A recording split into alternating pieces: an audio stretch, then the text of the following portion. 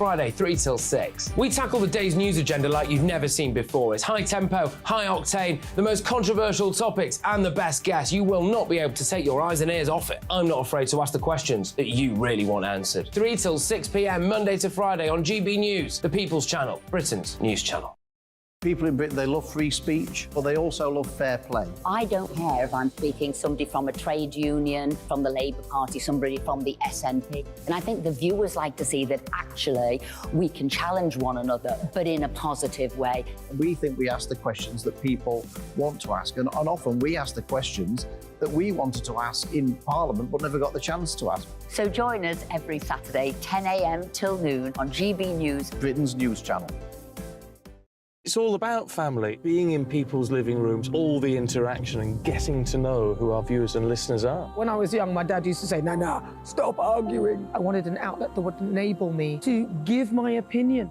People are going through a really hard time right now, and I know that you don't feel like you're being listened to by the establishment. I came to GB News because it's the People's Channel, and I want the audience to have their say on the events of the day. We're dynamic. We do something different. Democracy shows that the wisdom of the nation is in its people.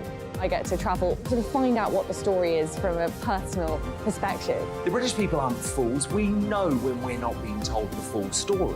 We've got to work out how Britain moves forward from this. It's the best country in the world. The establishment had their chance. Now we're here to represent your views. Britain's watching. Britain's watching. Britain's watching. We're proud to be GB News, The People's Channel. Britain's news channel.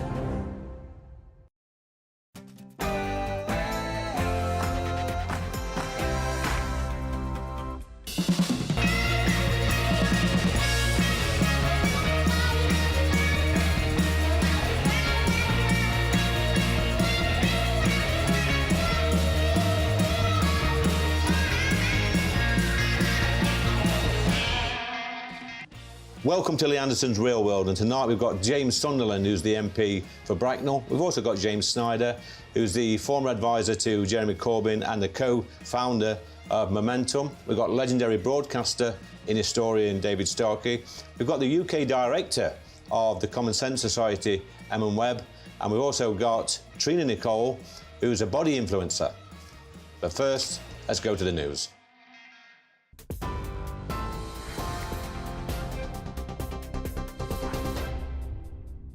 And I'm Aaron Armstrong with the latest headlines from the GB Newsroom. The director of the British Museum says he's stepping down with immediate effect after the discovery of alleged thefts from the institution over a period of 2 decades. In a statement, Hartwig Fisher said the museum didn't respond as it should have done in response to warnings it received about missing artefacts in 2021. Millions of households are expected to pay more for their energy this winter, despite a reduction of the price cap. Energy regulator Ofgem says bills will be £150 cheaper from October the 1st, with average households paying just under £2,000 a year. However, experts at the Resolution Foundation think tank say the reduction of government support and a small increase in the standing charge will increase bills for 7.2 million people across the UK. The Prime Minister, however, maintains the price cap cut is good for everyone. We took decisive action after Putin's illegal war to help families by imposing a windfall tax on energy companies, using that money to provide about £1,500 of support to a typical household. But I know things are still tough, and that's why we are working night and day to bring down inflation so that the money in people's pockets can go further. Members of a gang who organised people smuggling crossings from France and Belgium to the UK have been sentenced to a total of 13 years in prison. Albanians Banat Tershana, Claudian Shinaj, Jetmir Mirtaj and British national Desmond Rice were jailed for a number of crossings using an inflatable boat. The National Crime Agency is appealing for information on the whereabouts of another man, Arsene Fetchy, who's aged 44, from Nottingham. A man's been arrested on suspicion of murder following the disappearance of a 54-year-old woman in Kent. Claire Knights from Upstreet near Canterbury was last seen in the village on the 23rd of August. It's believed she was walking her white and brown spaniel from there to Birchington. A man in his 20s from Margate has been arrested on suspicion of murder. And the Spanish government has started legal proceedings to suspend the president of the country's FA for an unsolicited kiss at the Women's World Cup. Luis Rubiales has refused to resign for kissing striker Jenny Hermoso on the lips after Spain's 1-0 victory over England. He claims it was mutual. The world governing body FIFA opened disciplinary proceedings against the 46-year-old on Thursday. And this is GB News on TV, on your digital radio and on smart speaker too. That's it for the moment. More news in about an hour's time.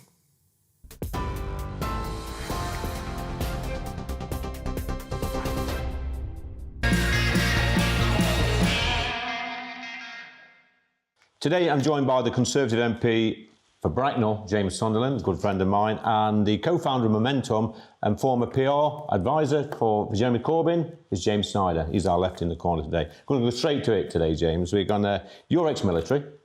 I think you was actually serving in the army when the 2019 election got called. I'm going to go back to 2017 when I was in the Labour Party, and we was campaigning on the streets for the Labour Party. And I think one of the main reasons I'm sat here today is because of how toxic Jeremy Corbyn was on the door. Ex-military, it was particularly coming from veterans who were coming out on the street and saying, no chance. Why do you think that is? Well, I think there was a view at the time that Jeremy Corbyn and his team were not there for UK. They're not there for Britain. I think veterans were quite concerned about it. The NATO issue was very alive. I think also defence. And I think that there was a view that he had too many friends that we didn't like. Northern Ireland views on that. And I think that there was a view that Jeremy Corbyn wouldn't stand up for the UK when it mattered. So, James, you've heard what James has had to say. You were close to Jeremy Corbyn. How do you come back on that one? Well, it's completely wrong, and unfortunately the British public were deliberately misinformed about what Corbyn's positions were and how they were in the interests of the overwhelming majority of people, including serving armed forces and veterans. So let's take those things in turn. So for serving armed forces, the Labour policy, Corbyn's policy, was for a pay rise, to improve housing, to improve education for children, to give a voice with something similar like the Police Federation, and to deal with outsourcing where there are complaints of poor kit and that sort of thing.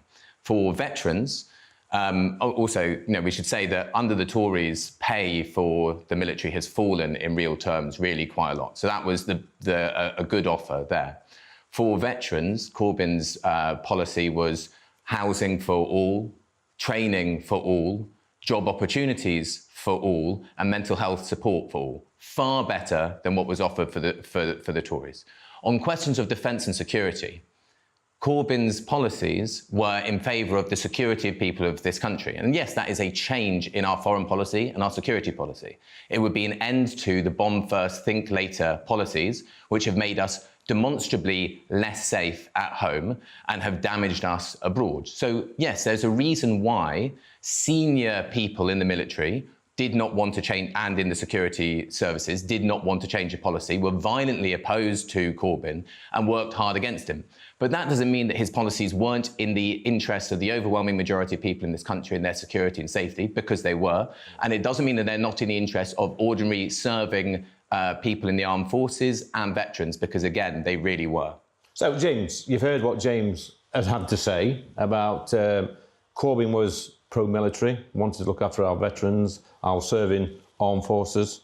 You was there. I was certainly there and served from 2010 under a Conservative government. And, the Tory government did an awful lot for the armed forces and still doing that. I mean, pay is up in real terms. Pay in real terms? Well, there are fiscal constraints that any government is subject to. It is a measure of a pragmatic, responsible government to make tough decisions. But the bottom line is we've seen once again with the Ukraine conflict that the British government is absolutely there to support our allies, there to support NATO. The nuclear question has come up again recently, and I'm pretty happy that the Conservative government is absolutely the government of the armed forces. And can we have a Prime Minister of this country who is not prepared to press the button? It's very important that if you've got the nuclear deterrent and that there is a good reason to use it, which is absolutely in extremis, that Prime Minister has that ultimate responsibility.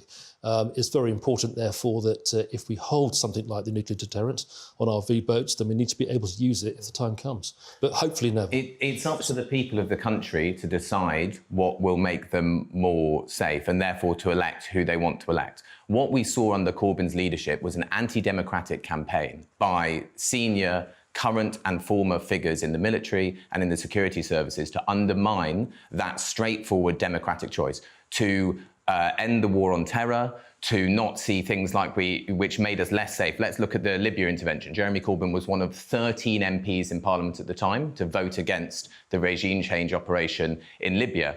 Now, that operation is directly linked to the Manchester Arena bombing in 2017. The bomber went to Libya to fight with NATO support there. The policies that Corbyn was putting forward were, yes, a big break, and a big break that the country desperately needs. So do you think the world would have been a safer place, James, Much safer place. with Corbyn running the UK? Substantially safer place, yes. OK, James, do you want to come back on that? Well, I disagree with that. I think that you have soft power and hard power, and ultimately, for any country to be credible, it has to be able to use that hard power, and that's why we have the armed forces. We have the armed forces to keep people safe.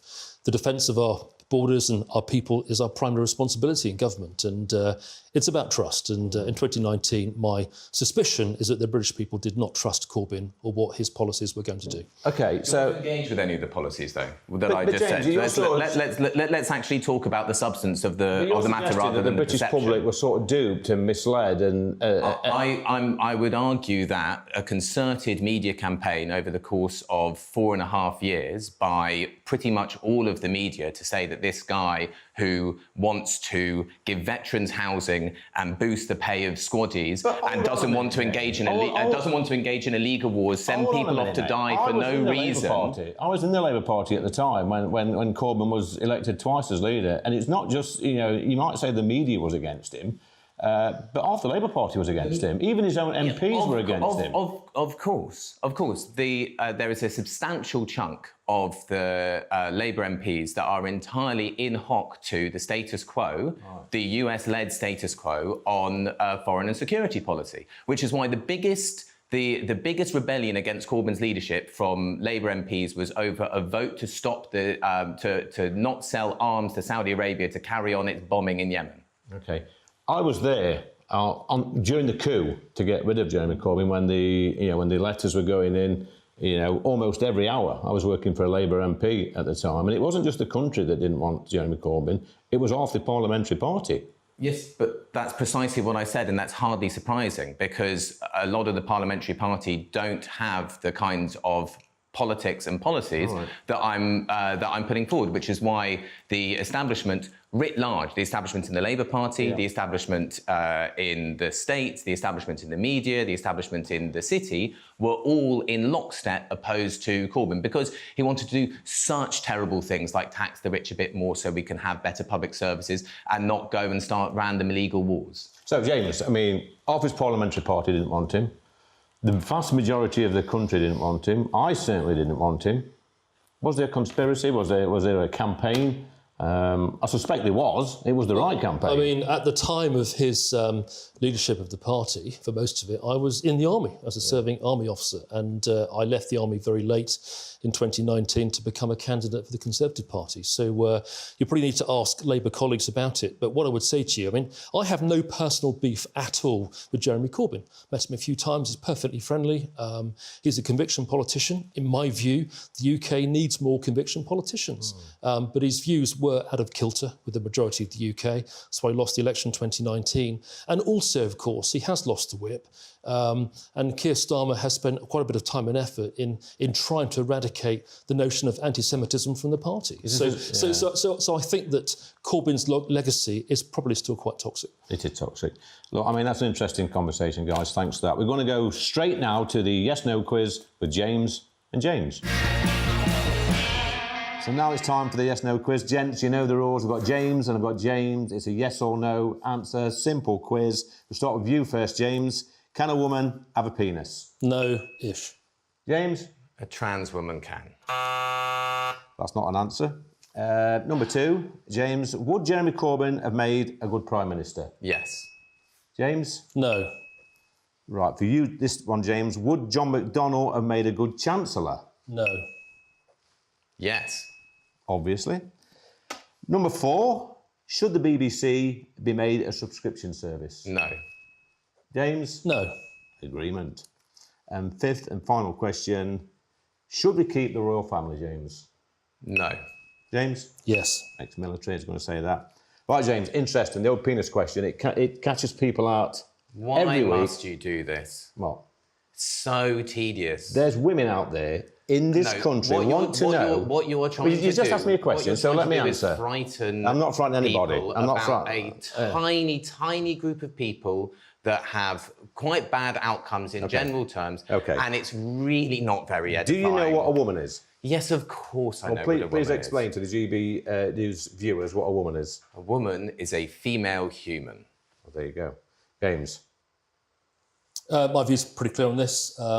Biological women cannot have a penis. Yeah. Trans women can. And, is that reasonable? Yes, that's correct. But a trans woman is not a woman. A trans woman is a man that's trying to transition to and living as a woman, having surgery. They're not a biological I'm not woman. sure you're that well informed about the subject, but a trans woman in law is a woman. So there you are. No, they live a life as a woman. They live by the same rules, the same everything as a woman. But they are not. I understand that's called. I think. Look, I'm not an expert in either. No, neither am I. Right, clearly, but I think that's called social transitioning. Very rude. What you're doing is just so asinine. It's so stupid, and it happens. What does that mean, James? Asinine. Bitter. Yeah. Toxic. Bitter, twisted. Bit twisted. You know, if we went outside and asked 100 people on the high street, can a woman have a penis? How many would say yes? I think if you look at the polling, which is doing not polling. well, Let's go on the high street and talk to real people. That is doing that thing. You will find that the majority of people think exactly as, but basically as James said, biological women don't. Trans women can, they don't necessarily, can, and most people are not alarmed by that fact and are perfectly decent and understanding, and they don't want to discriminate against people, and they don't want hate speech against them or anything like that. This show is called The Real World, and some people are obviously not living in the real world, and I think you're probably one of those, James. But look, do not go away. Coming up next, we've got legendary broadcaster and historian, once named the rudest man in Britain, that's David Starkey. Do not go away.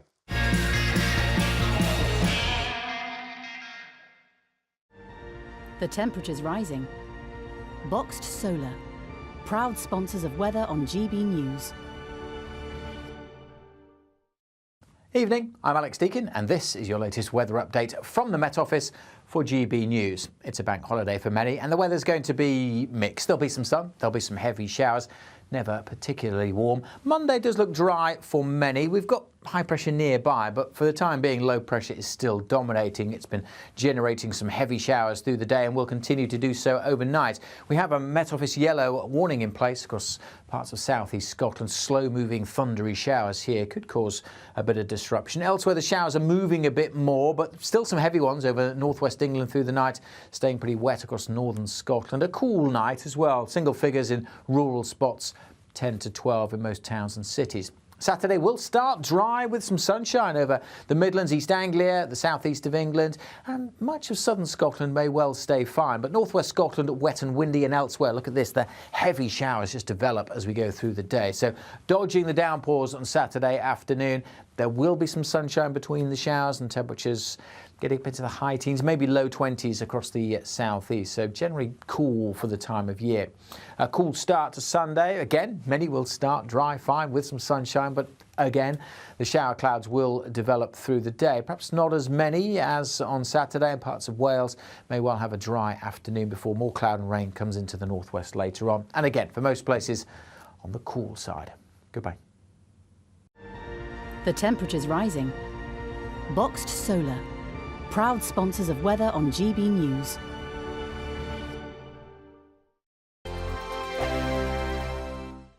What you get for breakfast is something that, if we do our jobs right, you will wake up to news that you didn't know the night before. It's a conversation. It's not just me and Eamon. We want to get to know you, and we want you to get to know us. From 6, it's Breakfast with Eamon and Isabel. Monday to Thursdays on GB News, Britain's news channel. Westminster is going around in ever-decreasing circles, followed by the media. Britain is broken. How on earth did we get into this mess? But more importantly, how do we get out of it? Join me at 7 p.m, Mondays to Thursdays on Farage, here on GB News. We will have open, rational debate. We've got to work out how Britain moves forward from this. Join us here on GB News, the People's Channel. Britain is watching. When the news happens, it happens here. And really important breaking news. Breaking news this morning. On TV, radio and online, the news starts here on Britain's Newsroom. All the biggest stories and the answers that you need from across the UK and beyond. Join Britain's Newsroom from 9:30 on GB News. The People's Channel, Britain's news channel.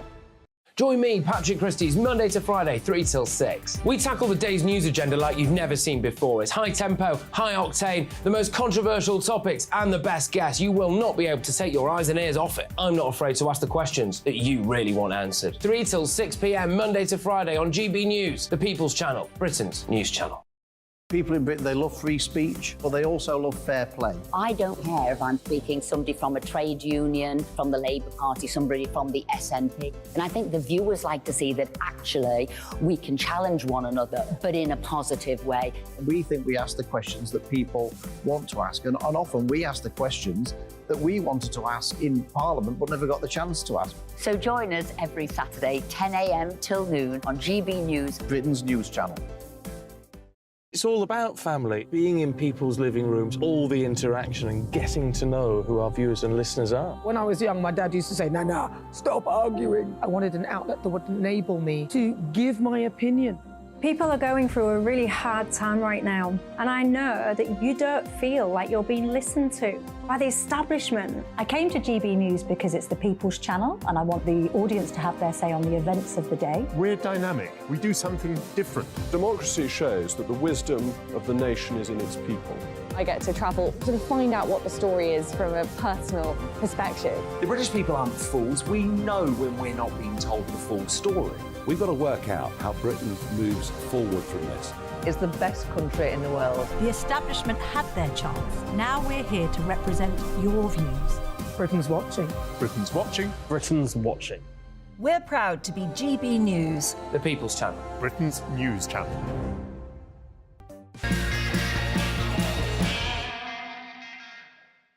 My next guest is the legendary broadcaster and historian David Starkey. Oh, I guess in some ways, David's made a similar sort of political journey to myself. I was ex-Labour, as you know, and I guess in 1979, I was 12 years old, and it was when Margaret Thatcher came to power, swept to power after the winter of discontent, and we'd had a difficult 1970s with the 2 miners' strike, etc.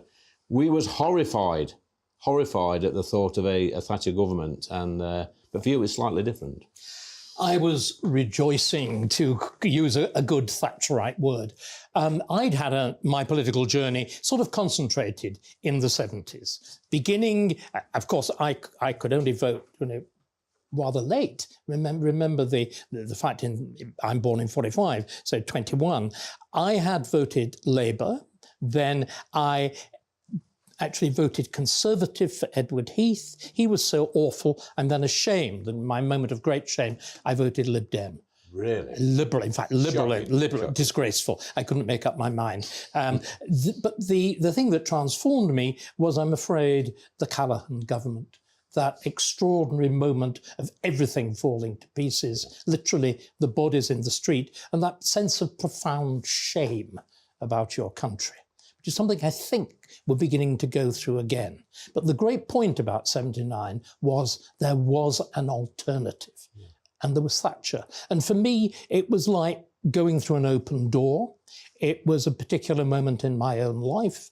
I remember I was in London, and there was a sense of a world opening, opportunities creating. And I enjoyed that in every kind of way. I mean, also sexually. At the beginning, it was wonderful. Then we had AIDS. The Thatcher government actually handled it extraordinarily well, despite all the fuss about Section 28. But I went to excesses, didn't I? In the 1990s, I became not even a Thatcherite. I became an extreme libertarian. And these were the moments of my glory days on that impossible BBC programme, The Moral Maze. In those days, you could see, we're all worried now. Everybody is sort of thinking, what's going to happen to me if I say this, that? That was an age where you could say anything you did and you won brownie points. You talk about Maggie, Mrs T, and having opportunities. You know, she created all this wealth for people in the 80s and 90s, but there were certain areas of the country, David, that suffered. My area being one of those, and still to this day, you know, people struggling to forgive Mrs T for that sort of era. I understand completely. Remember, my family comes from Oldham, Rochdale. That had been destroyed in the Great Depression of the 30s, the 40s and the 50s. I mean, the destruction of the cotton industry. Yeah. That whole world vanished. The desert, which is now Oldham, Rochdale, the horrors which are there. I know all about that. I'm afraid I was successful, selfish, making good. But also there was a sense, wasn't there, that the country was doing well. I think in some ways it was false. We now know that so much of it was propped up on North Sea oil, that we were using, if you look at the Norwegians, what they did was to bank it. They actually put it into a public investment fund, which will secure the future of Norway forever. We spent huge amounts of it on trying to tide over the terrible social problems of deindustrialization. But I only really became self-conscious of all of this as a reaction to another great shift in the Labour Party, the extraordinary changes of Blair and Brown in that government from 1997 onwards. And it was really at that moment that my politics and my history really came into alignment. My early experience as a historian, I was a rebel in another way. When I was a young man as a historian, you were supposed to be interested in the rise of the working class, trade unionism and whatever. So my rebellion was to become a specialist in the world of the royal court. Something, of course, completely alien to my own background. There's nothing to do with, as it were, class fantasies or whatever. This is pure academic interest and the pure belief that the job of the historian is to judge times by their own values. But what happened to me in the course of the 90s, and as they flowed from 97 onwards into the 2000s, I became aware that for the first time you had a Labour Party that was trying not simply to tackle economic questions, it was trying radically to reconstruct what we were as a nation. Now, this is not necessarily a bad thing. The greatest of Conservatives, somebody I think that you and I would regard as a genuine hero figure, Disraeli says that English conservatism, he dares to use the word English, by definition is progressive, because we're a progressive country. The question is how you change, not do you change, but how you change. And what the Labour Party, what New Labour, led by Blair and particularly by Brown, tried to do was to make us different from what we'd been. They tried to make us like any other European country. They tried to say that the great reasons that we are free, that we've always thought of ourselves as free, is not our history. It is progress towards universal human rights. So you introduce the Supreme Court. You bring in, you make part of English law, the European Convention on Human Rights. You abolish the office of Lord Chancellor. And all this, Lee, is false. It's not true. I want to ask you one question, David. When people say the Labour Party aren't the party they used to be, when is that used to be? The Labour Party have always been two parties. George Orwell, the great novelist and socialist, and in a sense, socialist martyr, points out there were always two Labour parties. There was the Labour Party of Ernest Bevin, with the solid trade unionists, transport and general workers, hard-nosed, courageous, patriotic, the man who really marshals the domestic front in the Second World War. It's not Attlee. It's Bivin. And he is the one who gets the workers on side, who enormously increases output and all the rest of it. Then the other side of the Labour Party is the crank side. It is the middle class side. And there's wonderful passages in George Orwell's The Lion and the Unicorn, in which he describes the typical Labour Party member, sandal wearing, vegetarians, bright pink short. I mean, this is in the late 1930s, Quaker, mad. Essentially. And of course, with one very powerful characteristic, hating their own country. And Orwell is brilliant on this. So there have always been these two Labour parties. But with the departure of you and your likes from the Labour Party, the sandal-wearing mad vegetarians won, and the country haters won. And those who believe that England is intrinsically oppressive and has to be changed and made to look like a country that had undergone a revolution. Okay. This is the problem. You start fetishizing revolutions, saying, why can't we be like the French? Why can't we be like the Americans? And you know what? If you actually look there, they were and they are much less free than we, I would argue, always have been. So this is why I became a Conservative. Yes. I discovered how my history fed into what we should be doing as a political party, which is rediscovering, you know, it's quite surprising. Once upon a time, MPs like you, do you know what? You actually made a difference. Now, you sit in Parliament and you might as well just twiddle your thumbs. Oh, thanks, David. It's true. Acts of Parliament make almost no difference because we franchise government to those sandal-wearing people who nowadays sit on specialist committees, like Tony Juniper and English Nature. I mean, you mentioned the sandal word quite a lot during this interview. I mean, it's very interesting. And I want to talk about wokery. Yeah. It's Wokie of the Week. You are our special guest today. You get to decide which is the wokiest organisation or individual of the week. We've got three in this week. The first one is Wilfred Emmanuel Jones. He claims that England's World Cup Lionesses squad isn't that diverse and is filled with blonde, blue-eyed girls. Wokie number two, Lib Dems. They plan for a vote on whether menstruation is not just a women's issue, but also one that affects trans people. And Wokie three is James O'Brien, because he's James O'Brien. So I think the notion that it's deeply wicked that the lionesses are largely white, because I then got a very interesting question. Why is it that the Premier League is at least 50% black? Why? Because they're the best. In the same way the lionesses were the best. The one thing that you can say about real sport, it tests real talent. Well, there you go, David. So I think you're going to go with option number one, which is the Wilfred Emmanuel Jones, who come out with this nonsense early in the week that the English side weren't diverse enough. So, Wilfred, if you're watching, you are Wokie of the Week. Thanks, David. I think we should hold that up. Yeah, let's do it together. We hold it up together. Yeah, it's like a, Come on, let's do it together. We should have something in it that we can put on his head. Yes. So, Wilfred, you are our Wokie of the Week, as voted for by the legendary David Starkey. Well, still to come, we've got the right v left. We've got Emma Webb of the Common Sense Society, and we've got James Snyder, who's the former public relations advisor to Jeremy Corbyn. Do not go away.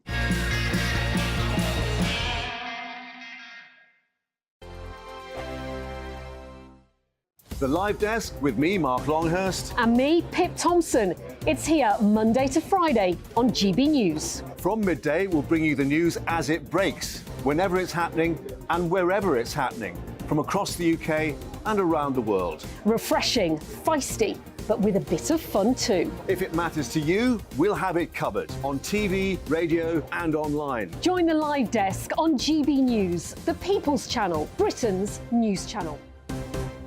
So Jubes and Kerr, we tackle the issues of the day with real robust debate, both sides of the fence, battling it out with me in the middle with my forthright opinions and views. And often really interesting things happen because you start with a position and then by the end of the debate you find actually, well, I might not have thought about that one. What we need in this country is two new political parties. You should maybe think about doing a 2024 calendar. I'm Michelle Dewberry and I'm keeping you company right through until 7 o'clock this evening. GB News, the People's Channel, Britain's watching. Monday to Thursday, 9 p.m. till 11 p.m. Join me, Dan Wootton. I'll bring you the sharpest takes and hottest debates. Do you not believe in prison? I don't believe in prisons. I'm completely stunned. I guarantee you there'll be no spin, no bias, no censorship. I actually was personally quite offended by it. And no reason to go to bed. So I guess they've always been quite woke. That's Dan Wootton tonight on TV, radio and online. Monday to Thursday from 9 p.m. till 11 p.m. on GB News. The People's Channel, Britain's news channel. In a world of dull and predictable radio and TV shows. Oh, hi. On Mark Dolan tonight, we've got big guests. We drill into the big stories of the day. The show adds up to a brilliant listening and viewing experience. Mark Dolan Tonight is the most entertaining current affairs show ever, and that's a fact. That's Mark Dolan Tonight, Friday, Saturday and Sunday from 9. Only on GB News, Britain's news channel. Like all families, we have arguments every now and then, but actually we agree on what the mission of GB News is, and that's the most fundamentally important thing. GB News provides the kind of platform that lets all voices be heard. We don't hold back. We're free to say what we really think. Just because some people who live in a tiny little Westminster bubble think that their particular story is important, that's not the most important story for me. And often there will be difficult stories, stories that you won't find on the establishment media. Because what people think in the north of England may be very different to what they're thinking in the home counties. We're going to carry on telling the world what life is really like for households up and down the UK. We love to be in your car, in your kitchen as you're having your breakfast. Whatever you're doing, you are part of the show. If it matters to you, it matters to us. Britain's watching. Britain's watching. Britain's watching. We're proud to be GB News. The People's Channel. Britain's news channel.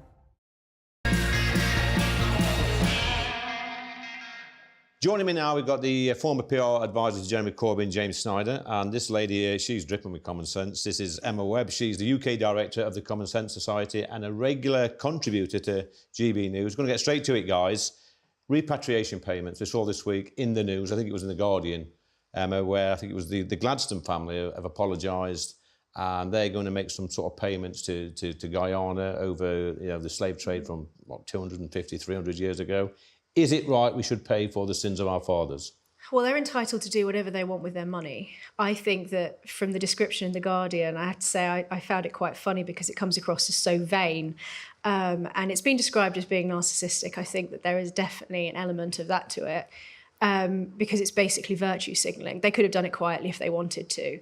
But when it comes to should we pay reparations, no, we shouldn't. And I think that one of the key reasons why this is the case is because aside from the fact that you can't take moral responsibility for something that you didn't do, and who are you repaying because the victims are no longer alive. But I think what's really important is that for the great latter part of the 19th century, we were an anti-slaving nation. We spent 40% of our national income on abolishing the slave trade. Anybody who paid taxes until 2015 was still paying off that debt. In addition to that, we also had a squadron that was set up explicitly to abolish the slave trade around the world. Thousands of men lost their lives in the process of doing that in the Navy. So we have already, in a sense, paid so much money into abolishing slavery and making amends for the fact that we were involved in the slave trade, that I think the idea that the British taxpayer, given that only I think 3,000 families were actually involved in those payments that for owning slaves, the idea that the British taxpayer, people who absolutely did not benefit from the slave trade, people whose ancestors like ours they were down coal mines, the idea that the British taxpayer should then further contribute to reparations for something that happened hundreds of years ago, James, I think is is it wrong. virtue signalling? So the reason why it's public, and it's good that they made it public, is two things. One, Guyana wants it to be public. In the English-speaking Caribbean, the idea of an apology, and that's the main thing they're doing, the amount of money they're giving is relatively trivial. I think it's £100,000 they're giving to a grant for something at a university. It's not a massive amount of money for a rich family. But the thing that the English-speaking Caribbean wants is an apology and a historical reckoning. And so it has to be public for that to happen. And it also has to be public so that we're having this conversation now, because our history is very poorly understood and our role in colonialism and the slave trade and so on is pretty misunderstood. For example, we just heard that 40% of the government spending at the time went to abolishing the slave trade. That was paying slaveholders compensation, including William Gladstone's father, John Gladstone, which is the reason for this, and also David Cameron's ancestors, for that matter. So that's the reason why it's important that it's public. Now, on the question of whether... one thing I completely agree with you on is that it was not the British people as a whole who were who did colonialism and who benefited from it. It was the ruling class. The workers in the mills were exploited here, and then colonial subjects were hyper-exploited, and slavery and genocide and theft and so on and so forth. So really, I think what we want to see is unity between the overwhelming majority of people in the UK who aren't in the ruling class, who don't benefit from the exploitative role that we play in the global economy and have played in the global economy, we should stand with the global majority who did suffer from the consequences of European colonialism, and we are still living with that legacy today in our structures of the global economic system. For example, so rather than, it's not about just paying some sum of money, we should remake how the IMF and the World Bank operates, how intellectual property law operates, how corporations can sue governments for pursuing democratic policies. These are the things which would equal out the world, the global majority, including the majority of people here, against the people that own and run it. Come back to Emma. Sounds like James. you're saying that a socialist revolution is the answer to that. Well, of course, he's entitled to his opinion. He does make some fair points. But, I mean, you touched on it earlier about us sending kids down coal mines, we're sending kids up chimneys. Do we apologise to the families in the UK from 200-300 years ago for the nasty and horrible things the so-called ruling class has made them? Where do we stop with the apologies? Well, history is enormously complex. So, firstly, to say that we paid compensation to the slave owners was necessary in order to expedite freeing slaves. Yeah. The public purse basically bought the freedom of those slaves. Could have just said it was illegal to do it. It's a crime against humanity and set them free. It was a necessary stage in abolishing the slave trade. It was necessary in order to make it work. And I think that, going back to your point about people that were sent down mines. I mean, what about the Barbary slave trade? What about the Ottoman Empire? History is enormous. It's not to engage in whataboutery, but history is enormously complex. William Gladstone was, in many ways, one of the fathers of the left. He was a progressive politician who was one of the greatest figures in British liberalism. He was involved in so many good things. He was known as the People's William because he was so popular with the working classes. So the idea that you can reduce history in this way, I think, is wrong. I think it's a false way of discussing history and historical figures. But I think that there's something particularly despicable. Of course, nobody believes that slavery was a good thing. Everybody agrees that it was right to abolish slavery. But I think the idea that people should be encouraged to basically denounce their ancestors in this sort of wholesale way as if they were these despicable people. William Gladstone himself, regardless of what his father was like, was one of our greatest political figures and was Prime Minister of this country 4 times. The Gladstone family are apologising for John Gladstone, not for William Gladstone. John Gladstone, who owns the sugar plantation run by slaves in Guyana that the Demerara uprising began on. That's who they are apologising for, and they rightly said that he committed crimes against humanity. That's what they're saying. And the reason why there is an apology is because that is what is asked for by by the descendants of the people that were victimised by it. Going back to what you were saying, Lee, it's not workable. You cannot right every historical wrong and have everybody paying reparations to everybody else, because how do you sort that kind of thing? You can't just open the doors to this, because what are we going to have reparations from the Italians for the Roman occupation of Britain? Are we going to have some reparations from the French for the Norman invasion? No one's saying that. Let's just take a moment here. What's actually happening is that the descendants who benefited greatly from slavery and also from its abolition, because they got paid a lot of money, recognising that fact and then saying to the descendants of the people that had crimes done to them, we're sorry, let's have a historical conversation about it. No one is saying that we're going to have some great calculation about all of the historical crimes that were done here and there. Right, guys, we've got to go to a break now. Sorry to break you off there. Look, still to come, we've got Last Orders, and we've got body influencer and the founder of the UK's first plus-size dance class. That's Trina Nicole, and we're talking about fat bottom girls from Queen's Greatest Hits. Do not go away.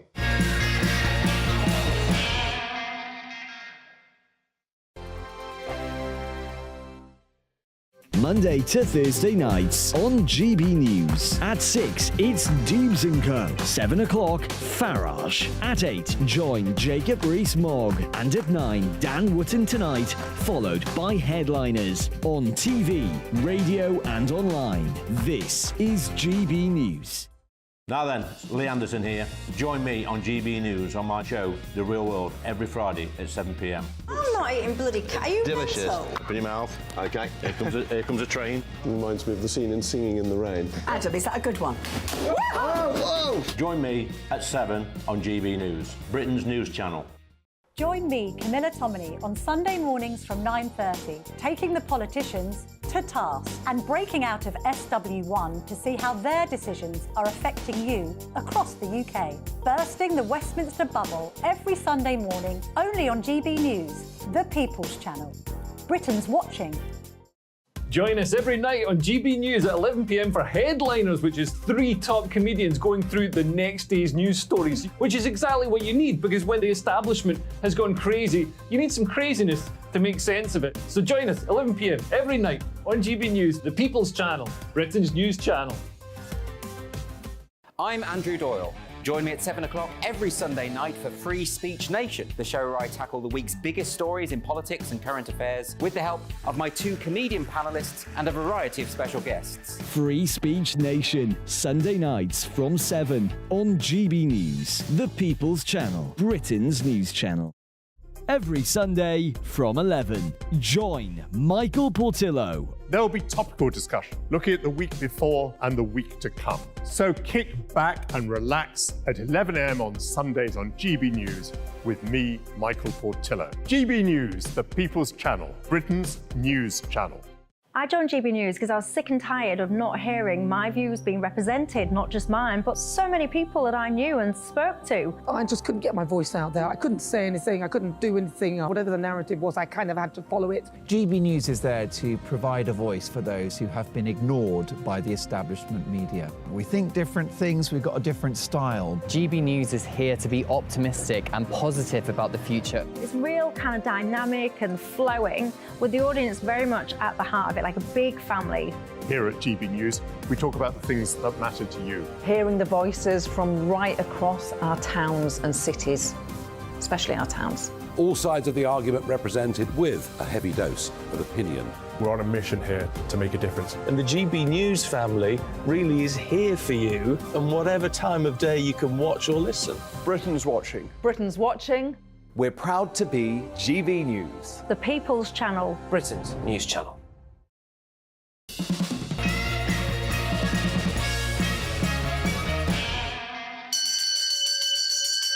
Well, there's the bell, Trina. That means it's Last Orders. Got the lovely Trina Nicole with me. And this week, look, there's been another Wokie war broke out this week, Nicole, with the Queen hit song Fat Bottom Girls. It's been removed from an album, an LP, as we used to call it back in the day.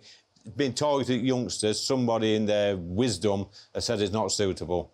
What's all this about? I think with the context, the fact that it is targeted to young people, I do think there is an argument there. Just because the lyrics, I don't know if they're quite sexual in nature. Do we want young people listening to that? But then I would also just question what the age range is. So if it's like under 6 years old, do they really know the lyrics? Are they paying attention that much? I mean, this record's what, 40 years old?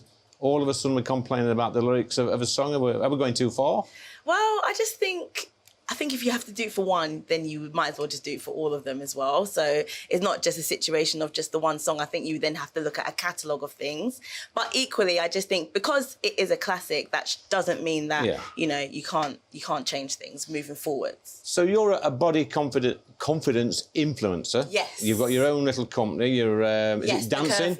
The Curve Catwalk. What's for all that curvy about? girls, for big girls. It's not for performance or training, but just to allow a space for people to feel confident in their body and not ostracized from the general fitness space and fitness world. And how's it working?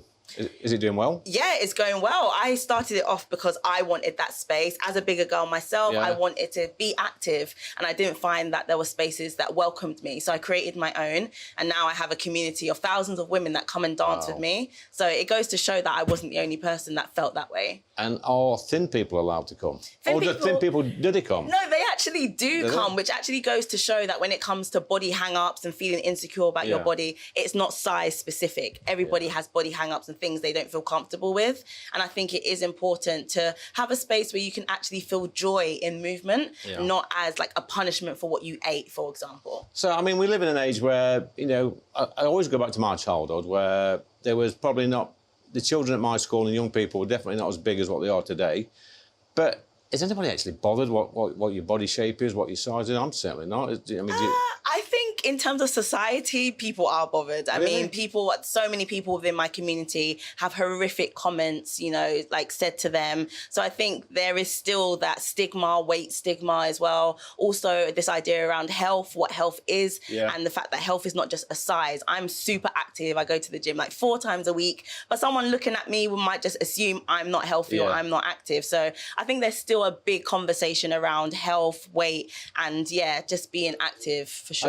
I guess there's some merit in what you say there, because a lot of rugby players, all athletes, they will get on the scales and they'll do the BMI and they'll say, that's far too high, you're unhealthy. When you think, oh, actually, they are mega healthy. Right, exactly. So I think within the body positive world or the body confidence world, I think it's about defining that for yourself, which is really important. I don't go by BMI, but, you know, I am really healthy. So killer question, are you, by what you're doing, because people will be thinking this now, are you encouraging people to be overweight? No, because we're dancing, we're moving, we're being active. I'm actually in the fitness space, so definitely not encouraging people to be overweight. If anything, I'm giving those people who are classed as overweight a space to feel comfortable, get active, and just really move and feel comfortable in their body. Would you ever encourage people to lose weight? No, that's not my place. I wouldn't encourage anyone to lose weight. Everyone's able to be the size that they want to be, and some people feel comfortable being a bit bigger. Not everybody wants to be super, super slim, and I think that's I guess you've got a few success stories as well, where people's come to you where they're the lowest ebb, and have you got any of those to tell us about? Yes, I've got so many, because, you know, people's journey, sometimes it's women from after childbirth just really wanting to, like, reconnect with their body. Some people have been through traumas that they want to reconnect with their body, and also reclaiming this idea of fat and what fat means, and not it always being like a negative connotation. So does it upset you when somebody calls you fat? No, I don't hold that connotation to me. So that's why with the song as well, it really depends on how people relate to the word. And I also feel like maybe the sexual nature is the thing that people don't feel comfortable with. I just for me, is when we start messing about the lyrics of songs. It's just another woke nonsense idea where we just seem to be interfering with every walk of life, where we're picking fault with things in our past, things in our history, things in our culture. I think we should leave our songs alone. Now, I always say that we should use history as a mirror to look at ourselves and think, well, that probably weren't right, but it's who we were at the time. So. But then there is room for growth and room for change and improvements, we can do that, but we shouldn't wipe out our history. Fair enough. Thank you very much. That was brilliant, Trina. Thanks, brilliant. Now time for On the Pull. I'm going to bring David Starkey back. David, come on in, please, my friend. OK. You know, I've never been behind a bar before. I remember vividly A.A. Gill on his review of my first big TV show. Do you know what he said? I was dressed exactly like a prosperous publican. So I now find out what it's really like to be one. Well, so go for it, David. We've only got 3 minutes, thing. yes? It's a good start. Trina? Yeah, it's going well. Start, yeah? It's a bit frothy. A little bit frothy, yeah. Carry on, David. Keep going. Yeah. Yeah. Oh, dear. A bit more. Oh, dear. Yep. Get a bit more in there. Yeah, I think you can get a little bit more in, David. It's looking more like a milkshake. Yeah. It's more like a milkshake. Yeah. Well, alcohol is not. Like beer is not just top it cheap up. beer is not. We can go a bit more. A bit more, David. Yeah. So disgraceful. And that's it. It's a disgraceful. Just pop it on the bar. A shame. I'd never be a prosperous publican. It was once said, David, that you was the rudest man in Britain. Now I'm going to be even ruder because that is a shocker. It is disgraceful. It's a disgraceful part. A matter of shame. Yeah. So why did they call you so? Why were you so rude? What was all that about? Oh, this was when the venerable George Austen, who was a fat and smug clergyman, appeared on the Moral Maze and denounced Prince Charles and said he couldn't possibly be king because he got divorced, and you felt this quality about him. So as he left the studio, I said, doesn't listen to the three adjectives: his fatness, his smugness, and his pomposity. By the way, they're nouns, sorry, genuinely make you want to vomit. And at which point, the Daily Mail, that wonderful newspaper, did the banner headline, Starkey, the rudest man in Britain. Lots of friends said, oh, isn't this terrible, David, you'll never recover. I said, it's worth at least 100,000. At least 100,000 a year. Yeah, well, let's hope that Trina can be even ruder. Trina, so you've got to mark this out of 10. Out of 10? I mean, I would say 1 would be too many, but I mean, it's up to you, darling. It's generous. Yeah. It's good to know that you can fail at something. Well, yeah. So what we're going to say, Trina, I'm going to put David's name on the bottom of here. I don't know if I can give a 1 for that. I think I'm going to have to give a 0. Can I do that? Yes, a 0. You can do a -1. Yes. Oh, okay, -1. It has to be. Yes, if I were being an examiner, that would certainly be, yes. Well, I mean, there you go. I think historically, Dave, because you are an historian, it's probably the worst. That's the worst we've ever had. I mean, looking at the pie, it is the worst. The worst ever. The worst we've had, and probably the worst we'll ever have. So I hope so. Nice to set a record. It is a record. That's the worst pint ever poured in this country. It's a shocker. David, thank you. Trina, thank you very much for your time. It's absolutely brilliant again.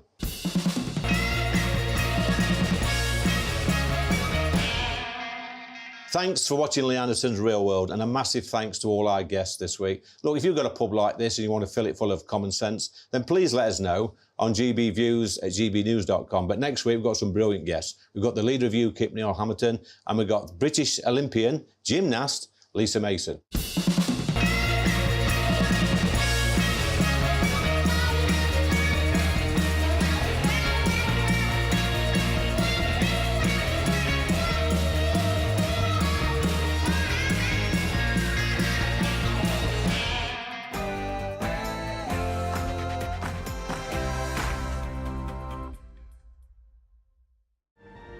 A brighter outlook with Boxed Solar. Proud sponsors of weather on GB News. Evening, I'm Alex Deakin, and this is your latest weather update from the Met Office for GB News. It's a bank holiday for many, and the weather's going to be mixed. There'll be some sun, there'll be some heavy showers, never particularly warm. Monday does look dry for many. We've got high pressure nearby, but for the time being, low pressure is still dominating. It's been generating some heavy showers through the day and will continue to do so overnight. We have a Met Office yellow warning in place across parts of south east Scotland. Slow moving thundery showers here.